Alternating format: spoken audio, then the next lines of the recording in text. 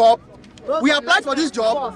They sent us a 4 ministers interviewed, and solely by the Vice Chancellor of the National University, Professor Okeonochukwu. He interviewed us. There were other panel members there, and this whole exercise went smoothly.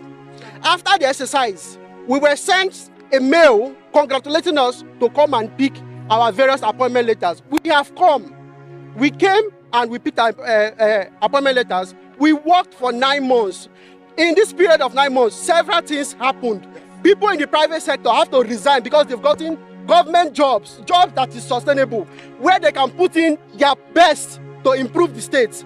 I know of somebody that is a friend of mine, that's a lecturer at Lagos University.